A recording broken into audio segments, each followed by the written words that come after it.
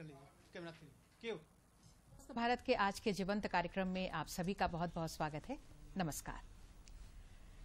इस कार्यक्रम के माध्यम से हम अक्सर स्वास्थ्य संबंधी समस्याओं के बारे में आपको बताते आए हैं। हमने ये भी कहा है और हम जानते भी हैं कि जैसे जैसे हमारी उम्र बढ़ती है वैसे वैसे कुछ बीमारियों से हम ग्रसित होने लगते हैं। अब ये हमारे ऊपर होता है कि हमारी दिनचर्या कैसी है, हमारा खान पान कैसा है, हम किस तरह से अपना आहार व्यवहार रखते हैं, किस तरह से व्यायाम को अपने दिनचर्या में शामिल करते हैं। बहुत सारी बातें हैं जो इस बात पर वो निर्भर करता है कि उन बीमारियों को हम अपने आप से कितनी दूर तक और कब तक रोक सकते हैं। ऐसी ही बीमारियों में से एक है हमारे शरीर में आप जानते हैं बहुत सारे हड्डियों के जोड़ हैं। उन जोड़ों की समस्या से बहुत ज़्यादा लोग परेशान रहते हैं। ये जोड़ों का दर्द क्या है और हमारे शरीर में कितने तरह के जोड़ हैं और उनमें किस किस तरह की परेशानियां कब से हो सकती हैं, क्या कारण है, क्या लक्षण है, क्या उपचार है, तमाम जो बातें हैं आज के इस कार्यक्रम के माध्यम से हम आपको देने की कोशिश करेंगे। आपको बता दें कि आज विशेषज्ञ के रूप में हमने अपने स्टूडियो में आमंत्रित किया है सुप्रसिद्ध हड्डी रोग विशेषज्ञ हैं डॉक्टर SN यादव। डॉक्टर साहब, आपका हमारे कार्यक्रम में बहुत बहुत स्वागत है। नमस्कार। डॉक्टर साहब, हड्डियों के बारे में अगर बात करते हैं तो बहुत सारी बातें हैं, बहुत सारी बीमारियां हैं, बहुत सारी समस्याएं हैं, लेकिन आज हम कोशिश करेंगे कि हमारी जो जोड़ हैं हड्डियों में उनके बारे में बात करेंगे। तो सबसे पहले एक छोटी सी संरचना हम जानना चाहेंगे हड्डियों के बारे में कि कहाँ कहाँ पे ऐसे जोड़ हैं जो आमतौर पर समस्याओं से ग्रसित हो जाते हैं। देखिए, अभी जैसे हम लोग ओपीडी करते हैं, जो पेशेंट देखते हैं, तो हम लोग महसूस करते हैं कि किस चीजों में लोगों को ध्यान देना चाहिए और किस बीमारी से लोग ज्यादा ग्रसित हैं। जी। लोग परेशान हैं। 80% जितने जो मरीज आते हैं उनमें ज्यादातर लोग जोड़ के दर्द से ही परेशान रहते हैं। या तो कमर का जोड़ हो, या हिप जॉइंट हो, कूल्हे का जोड़ हो, या नी जॉइंट हो, या स्मॉल जॉइंट जो फिंगर्स का जॉइंट्स होते हैं। तो ये दोनों में दो अलग अलग तरह की बीमारी होती है। एक तो एज से होता है, जिसको डिजेनरेटिव डिजीज बोलते हैं कि एज से आपका घुटना खराब हो रहा है, आपका हिप जॉइंट खराब हो रहा है, आपका स्पाइन खराब हो रहा है, तो उसके चलते परेशान रहते हैं, खासकर महिलाएं परेशान रहती है। और एक बीमारी होता है जिसमें गठिया जिसको बोलते हैं, आमतौर पर लोग गठिया बोलते हैं। तो गठिया में जो सबसे खराब बीमारी गठिया कहते हैं उसको रिमोटॉइड आर्थराइटिस बोलते हैं, इसलिए कि वो बीमारी आपका जोड़ को मैंने दर्द तो रहता ही है, आपके जोड़ को का संरचना को खराब कर देता है। मेरे जोड़ के बीच में जो कुशन है वो खराब हो जाता है, जोड़ के बीच का जो जॉइंट है खराब हो जाता है, जॉइंट में जो मोबिलिटी है वो रुक जाता है। आपके जॉइंट्स है वो टेढ़े मेढ़े हो जाते हैं, आप हाथ से काम नहीं कर सकते हैं। आप दिनचर्या में जो आपका आम जो इसको बोलते हैं daily activity of daily life, जिसके लिए आप खाना खा रहे हैं, खाना बना रहे हैं, ब्रश कर रहे हैं, इन सब चीजों में बहुत मुश्किल आने लग जाती है। और मैं देखा हूँ कि रूमेटॉइड आर्थराइटिस का पेशेंट इतने परेशान हो जाते हैं कि डिप्रेशन में भी चले जाते हैं। जी जी जी। तो ये जानने की जरूरत है कि अगर किसी बीमारी का आप अगर जल्दी इलाज करते हैं या जल्दी आप डॉक्टर के पास पहुंच जाते हैं जहाँ जानकारी आपको मिल जाती है तो बीमारी रुक जाती है। अच्छा। आप रूमेटॉइड आर्थराइटिस को जेनेटिक डिजीज है जो कि जीन से ट्रांसफर होता है, आपके किसी भी पुरखे में या आने वाले जो भी जनरेशन में हो सकता है। ऐसा नहीं कि सबको हो जाता है, लेकिन ऐसा होता है, किरिंग में हो। तो ठीक है, आपको पहले पहचानने की जरूरत है कि अगर मुझे जैसे डायबिटीज है, तो जिसको डायबिटीज फैमिली में है तो वो पहले से ध्यान रखता है कि हमको कैसे फूड हैबिट रखना चाहिए, हमको कैसे अपने एक्सरसाइज करना चाहिए कि हम अपने डायबिटीज को खत्म तो नहीं कर सकते लेकिन इसको टाल सकते हैं। बिल्कुल बिल्कुल, संतुलित तो रख सकते हैं। उसी तरह अगर स्मॉल जॉइंट खराब हो जाए, हाथ ऐसा चीज है, इतना कॉमन जॉइंट है कि हाथ का काम आपको सभी चीज में है, पढ़ना है, लिखना है। अगर मान लीजिए आपको रूमेटॉइड आर्थराइटिस आप लिख नहीं सकते, तो एक पढ़ने वाले लोग के लिए एक बहुत बड़ी समस्या है कि आप नहीं काम कर सकते हैं। फिर आपको लगने लगता है कि मैं इसी जगह रुक जाऊंगा, मेरी पढ़ाई रुक जाएगी, अब आगे नहीं बढ़ सकेंगे। तो इस तरह का एक तो मैंने वैसा साइकिल डेवलप कर जाता है जिससे कि आदमी परेशान भी हो जाता है और बड़ी तकलीफ में रहता है। जाड़े के दिनों में आप देखिए जोड़ में तकलीफ है, जोड़ फूल गया है, लोग परेशान हैं, स्टेरॉइड खा रहे हैं, दवा खा रहे हैं, उसका और दूसरा इफेक्ट है, उसका बैड इफेक्ट है किडनी में और सिस्टम में। तो एक तो ये बीमारी हो गया जिसको हम लोग रेड फ्लैग बोलते हैं, मतलब लाल झंडा लग गया, अच्छा, ये खराब बीमारी है। जी जी जी। और एक बीमारी है जो कि एज से होता है, जिसको कि आप टाल सकते हैं। हाँ हाँ। अपने एक्सरसाइज से, अपने खाना पीना ठीक से रख के। जैसे बीमारी हो गया तो आपको पता चल गया कि मुझे ये बीमारी है, तो उसका इलाज आपको करना ही पड़ेगा। उसमें बहुत सा मॉडिफिकेशन है। जैसे पहले एक एज ओल्ड थेरेपी चलता था, स्टेरॉइड खाना है आपको, जो गठिया का दवा है जिसका कोई साइड इफेक्ट था। लेकिन आजकल बायोलॉजिक्स आ गया, मतलब कुछ ऐसी दवाइयां आ गई है जिसका बहुत लेस साइड इफेक्ट है और आपको बहुत लंबे समय तक ठीक कर सकता है। जो कि मार्केट में अवेलेबल है। हो सकता है थोड़ा महंगा हो, लेकिन आप रोज रोज दवा खा रहे हैं, उससे अच्छा कि आप एक दवा ऐसा ले जो कि आपको 10 साल तक ठीक रखे। जी जी। तो ये बहुत अच्छी बात है जो एक न्यू रिसर्च में ऐसा आया है। अब मैं बात करूंगा दूसरा कि जो एज से हो रहा है। जी जी। एज से सबसे ज्यादा खराब हमारे शरीर का जो सबसे बड़ा जोड़ है घुटना जी, जो सबसे लार्जेस्ट जॉइंट है। तो इसमें चूंकि सरफेस एरिया बहुत बड़ा है, इसीलिए आपको खराब होने का भी इसमें चांसेस ज्यादा है। अच्छा। और दूसरा है कि इसका यूज भी ज्यादा है। आप बैठते हैं तो घुटना मोड़ के बैठते हैं, आप पालथी लगाते हैं या एक्सरसाइज करते हैं या सीढ़ी चढ़ते हैं या टॉयलेट में जाते हैं, खड़े भी हैं तो यहीं पे प्रेशर घुटने में आपका वजन बहुत ज्यादा है। अब घुटने का संरचना ऐसा है कि आप समझिए कि घुटने में जो दो उभार होता है उसको कॉन्डाइल बोलते हैं। ऐसे ऐसे दो उभार है जी।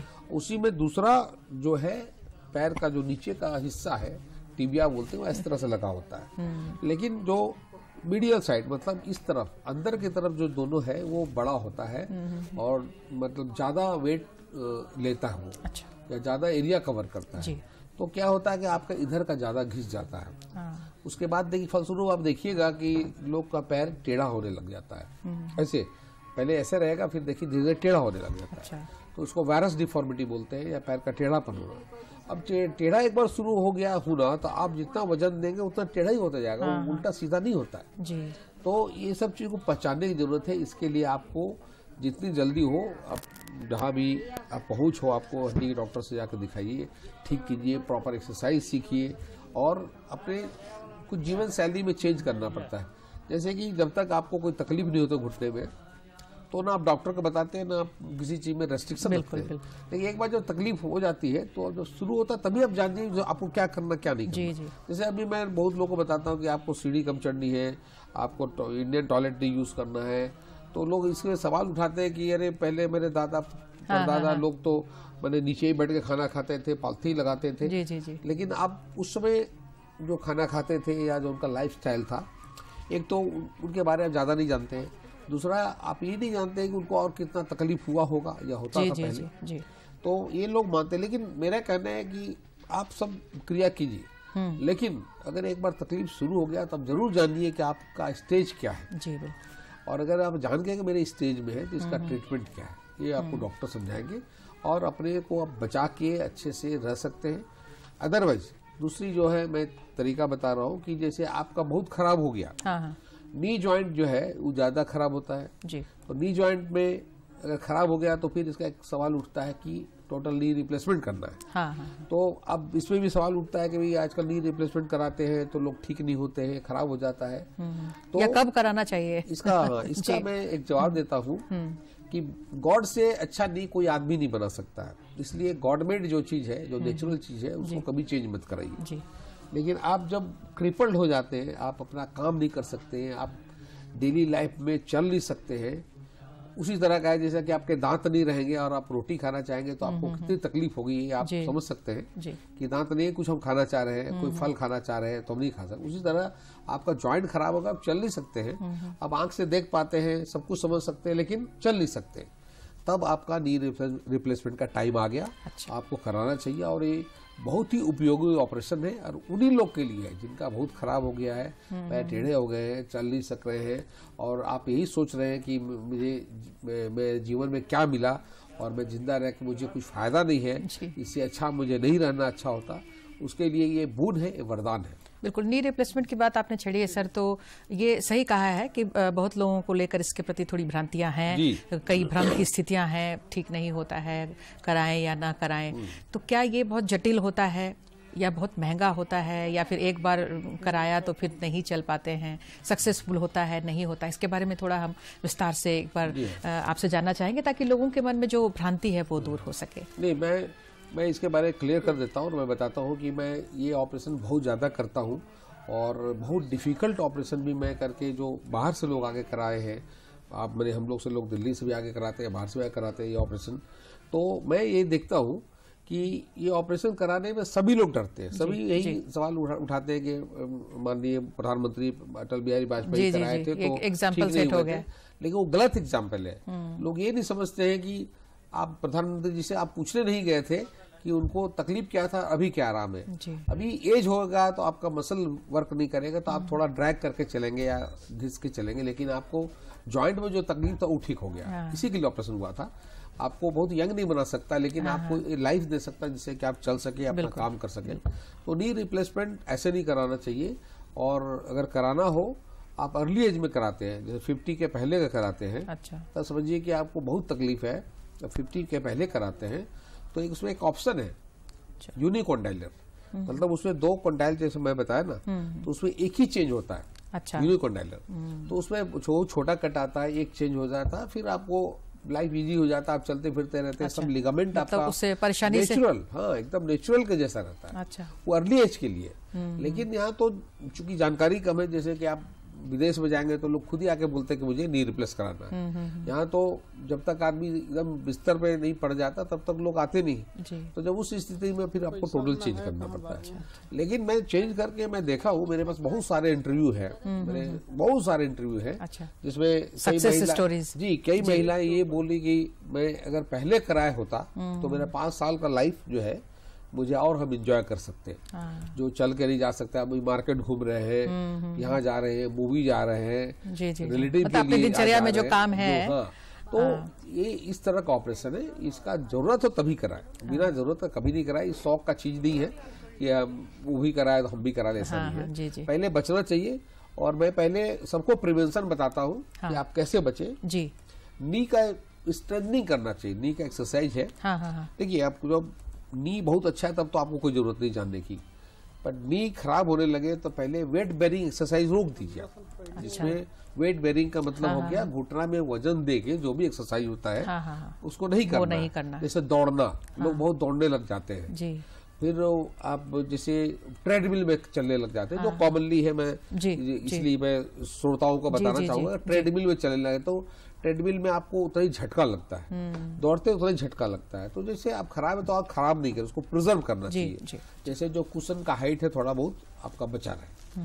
उसके बाद नी का एक्सरसाइज होता है जो कि आप बिना वजन लिए कर सकते हैं, जो स्ट्रेचिंग एक्सरसाइज होता है, स्ट्रेचिंग कर सकते हैं, साइकिलिंग हो सकता है, क्रॉस ट्रेनर आता है जो एक्सरसाइज कर सकते हैं।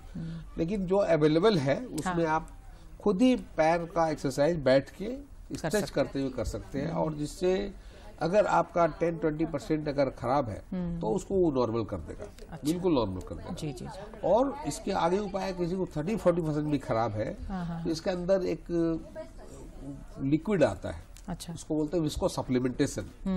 विस्को सप्लीमेंटेशन क्या है कि जो आपका कुशन जो ऑयल प्रोड्यूस करता है, वो जब कम हो जाता है तो उसको बाहर से हम लोग सप्लीमेंट कर देते हैं। उसको बोलते हैं विस्को सप्लीमेंटेशन। वो कैसे देते हैं? वो इंजेक्शन वो आता है, वो रिसर्च प्रोडक्ट है, वो बाहर से बनकर आता है, प्रीफिल्ड सिरिंज, इंडिया में भी बनता है और विदेश में बनता है। तो विदेश वाला थोड़ा महंगा है, लेकिन यहाँ भी मार्केट में अवेलेबल है।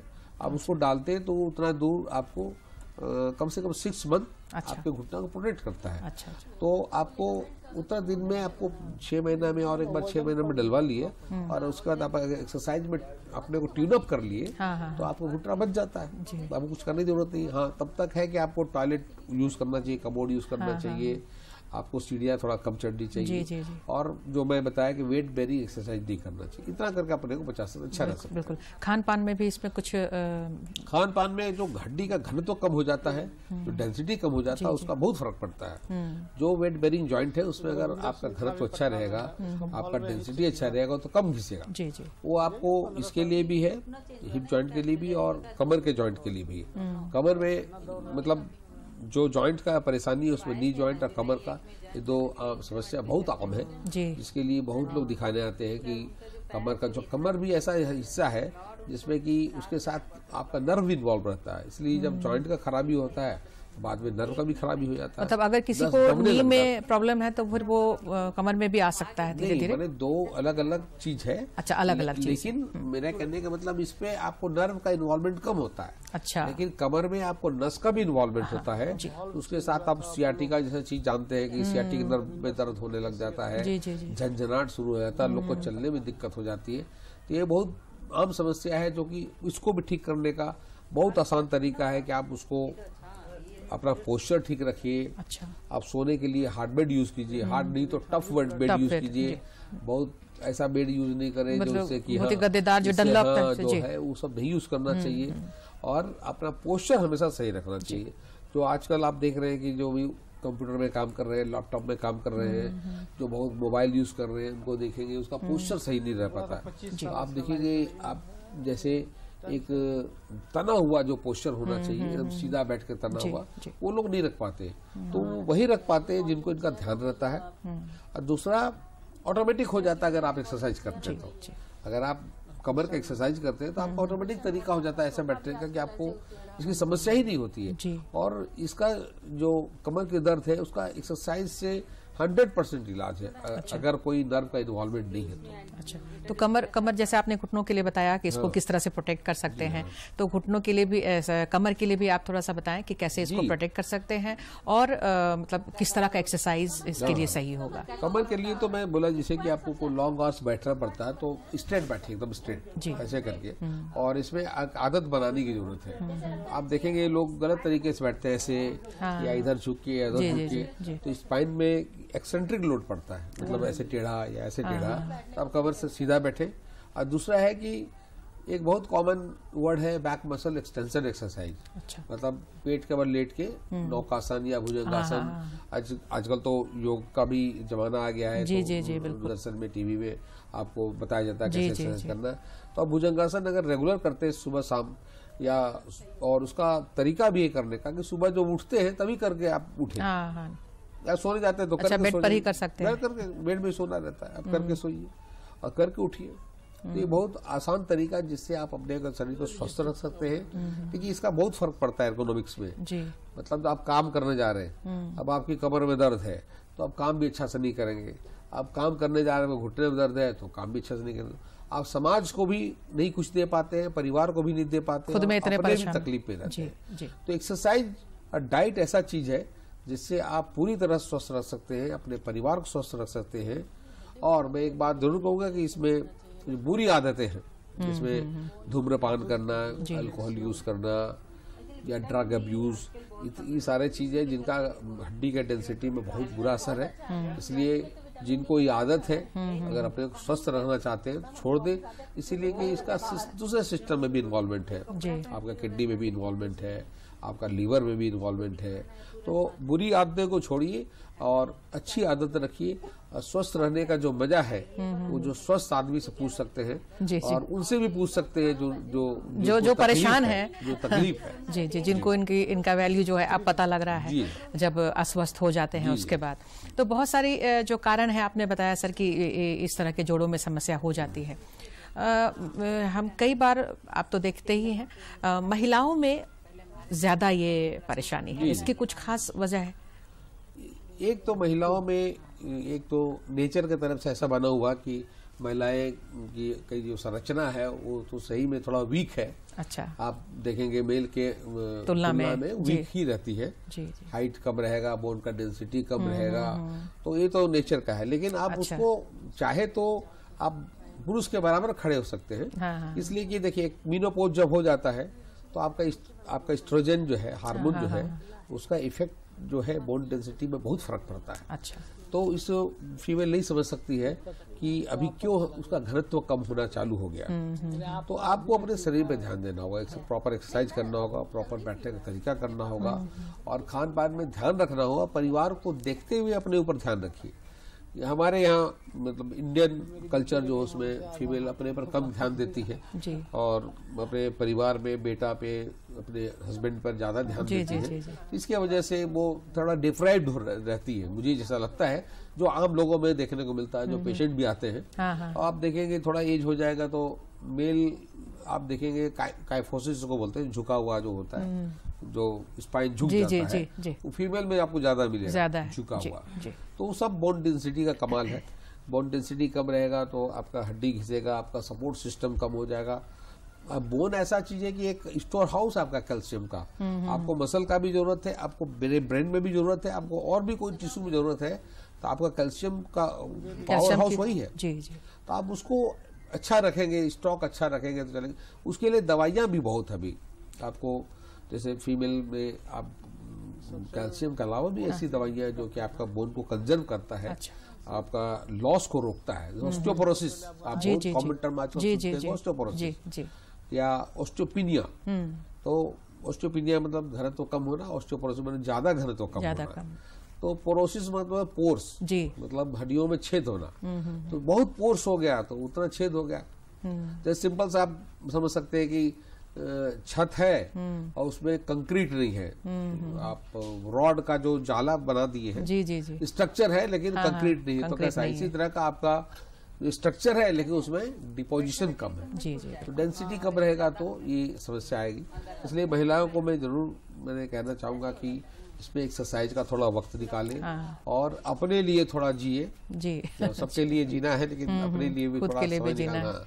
इसलिए कि आप स्वस्थ रहेंगे तभी दूसरों को देख पाएंगे। बिल्कुल। आप खुद बीमार रहेंगे फिर तो आप ही को देखने के लिए लोग परिवार परेशान वाले होंगे, रहेंगे जी। और लोग परेशान होंगे और आपको अपनी अच्छा नहीं लगेगा कि लोग मुझे ही देख रहे हैं। बिल्कुल। तो अपना एक्सरसाइज करना, अपना डाइट अच्छा रखना और जो दवाइयाँ जरूरत है वो लेना, बिल्कुल इससे आप स्वस्थ रह बिल्कुल बिल्कुल। दो जोड़ों के बारे में सर आपने बताया था ये उंगलियों के जोड़ों में भी दर्द होता है और कई बार लॉकिंग फिंगर इस तरह की भी समस्या होती है, उसके बारे में भी थोड़ा मैं बताया कि ये जो मैं ज्यादा अभी बता रहा था वो डिजेनरेटिव कंडीशन है जो कि एजिंग से होता है। एज को कोई रोक नहीं सकता है, बट एज को हॉल्ट दे सकते हैं, प्रोसेस तो थोड़ी धीमी कर सकते हैं। जी। जैसे कि आप 60 साल के हैं तो आपको 80 साल का लगना जरूरी नहीं है। हाँ जी। अब 60 के हैं तो 50 लगी कर सकते हैं, वो अपने हाथ में है।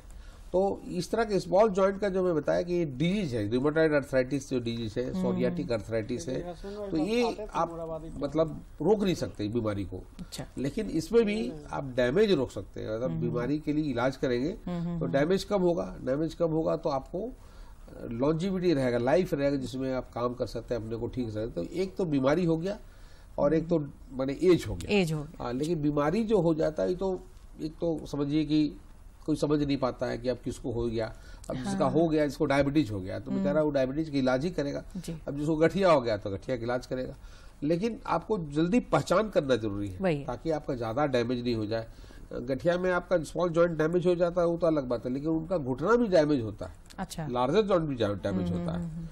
लेकिन आप जल्दी समझ जाते हैं तो इन सब चीजों को बचा सकते हैं, प्रॉपर दवा ले सकते हैं और अपने को ठीक रख सकते हैं। जी, और नॉर्मल लाइफ जी सकते हैं। कोई तो ये जो छोटे छोटे जोड़ों की जो समस्या है सर, ये पता नहीं चलता है लोगों को, इसीलिए बाद में जाके और परेशानी हो जाती है, मुड़ना बंद हो जाता है। मैं इसे बताना चाहूंगा कि इसका सिम्टम होता है। अच्छा। इसका नाम ही है मॉर्निंग स्टिफनेस।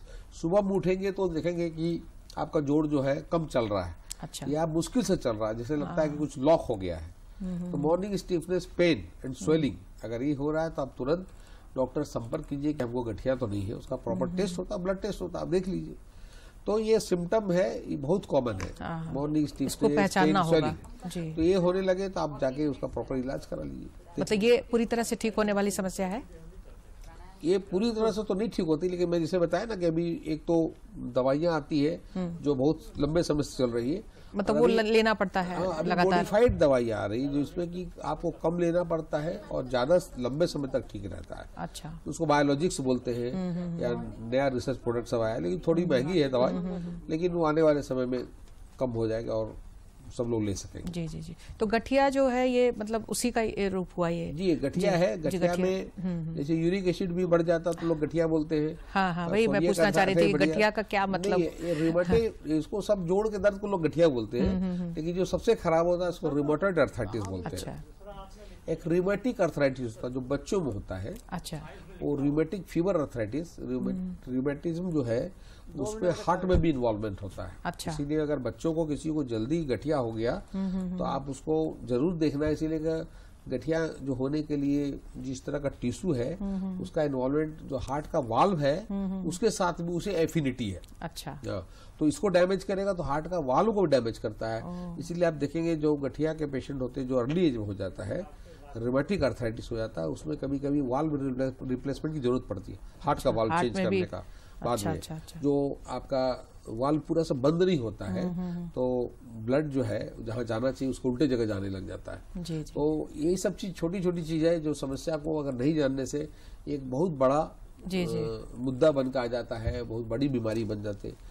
तो ये सही बात है कि आपके माध्यम से हम लोग ये सब चीज बोल पा रहे हैं बिल्कुल कि उसका वाल्व खराब हो जाता है तो वाल्व को रोक सकते हैं अगर जल्दी अब इलाज हो जाए तो। बहुत थोड़ा सा समय है, सवाल तो बहुत सारे मेरे जहन में आते चले जा रहे हैं। बहुत थोड़ा सा समय है तो बहुत सारे जॉइंट्स की बात हमने की। ये जॉइंट्स ये यहाँ पर भी जो है वो बहुत पेनफुल होता है और इसका इसीलिए इस पे सबसे ज्यादा तकलीफ होती है या सबसे कॉमनली मुझे ऐसा नहीं लगता कि लाइफ टाइम में कोई ऐसा आदमी हो जिसको कि गर्दन का दर्द नहीं हुआ हो। तो होना ही है इसलिए कि इसका मूवमेंट बहुत ज्यादा है, इसका वर्क बहुत ज्यादा है।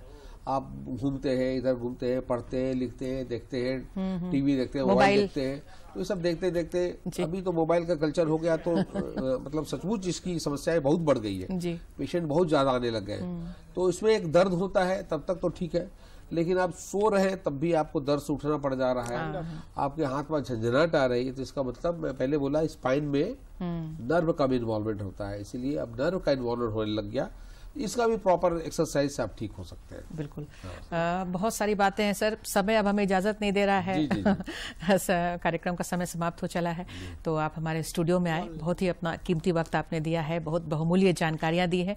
आज के आपकी बातों को सुनकर लोग जरूर अपनी हड्डियों का ख्याल रखेंगे, अपने जोड़ों का ध्यान रखेंगे। आपका बहुत बहुत धन्यवाद और आप सभी दर्शकों को भी बहुत बहुत धन्यवाद। नमस्कार।